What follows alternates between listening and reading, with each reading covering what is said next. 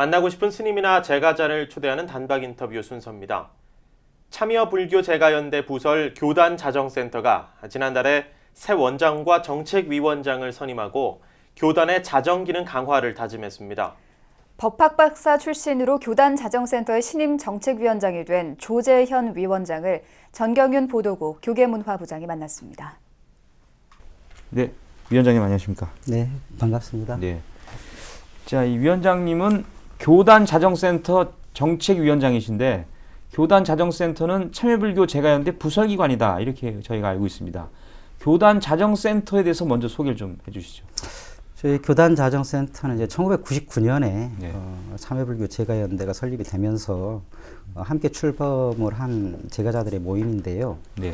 말 그대로 교단의 자정 기능을 강화하고 또 종단 운영의 어떤 뭐랄까 투명성 또는 공정성 이런 것들을 확보하기 위해서 그리고 종단의 어떤 부정이라든지 불법 행위가 있었을 때는 이것을 사실을 적시해서 그것을 예방하고 또 그걸 바로 잡기 위한 제가자들의 모임이라고 할 수가 있겠죠. 예. 네.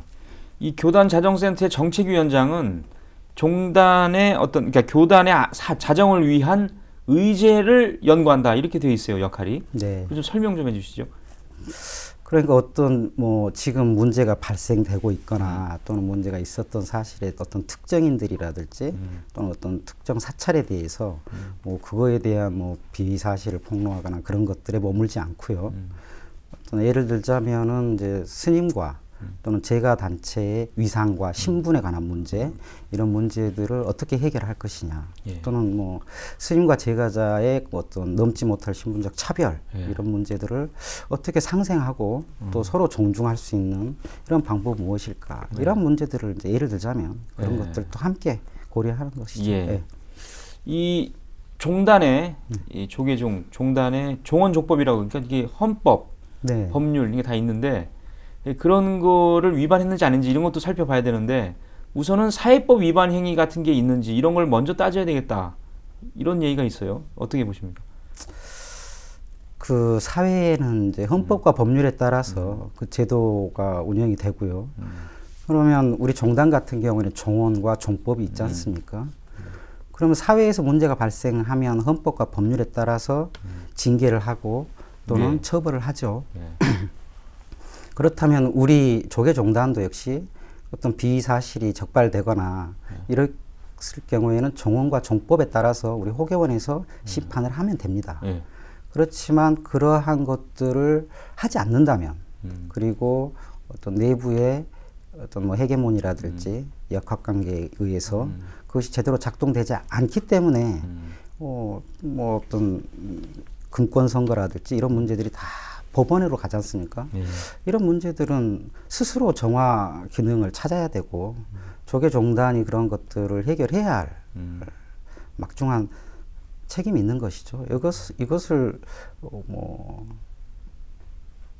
하지 않는다는 건 그것은 뭐 할 의지 또는 할 생각, 문제를 해결할 이런 것들이 좀 필요하다 이렇게 보여져서 저희들도 그래서 지금 그 참여불교 제가연대에 있는 우리 이제 교단자정센터에는 주로 그 법조인들과 그다음에 예. 법학을 전공한 사람들이 주로 있고요. 예.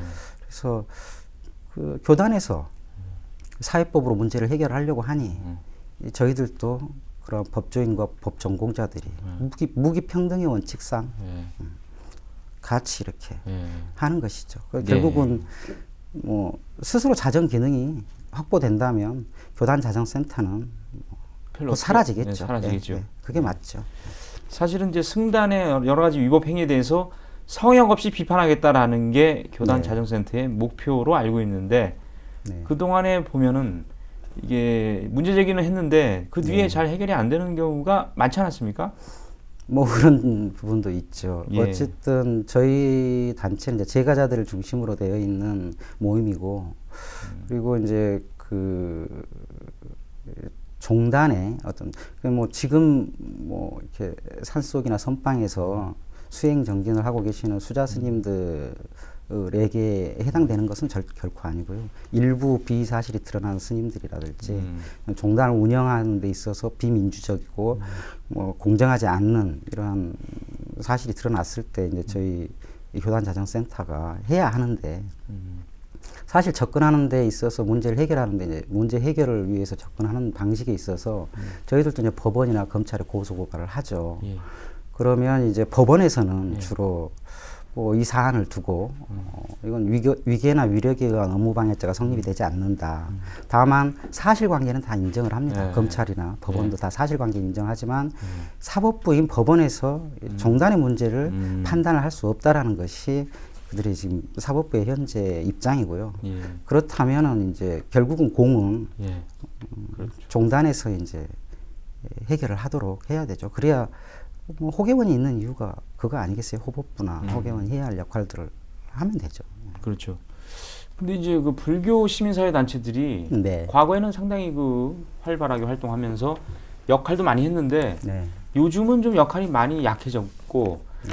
조금 뭐 좀 침체돼 있고 네. 그런 뭐 비판도 많아요, 사실은요. 네. 그 원인이 어디에 있다 보십니까? 불교 사회 단체의 구성원이 뭐 각 단체마다 입장이 다른 수가 있지 않습니까? 뭐 그 단체라고 해도 내부에서의 반발도 있을 수 있고 또 어떤 입장 차이가 분명히 드러나기 때문에 더군다나 또 그 지금 현재 불교 사회 단체들의 재정 상황이나 이런 게 굉장히 열악하고 예.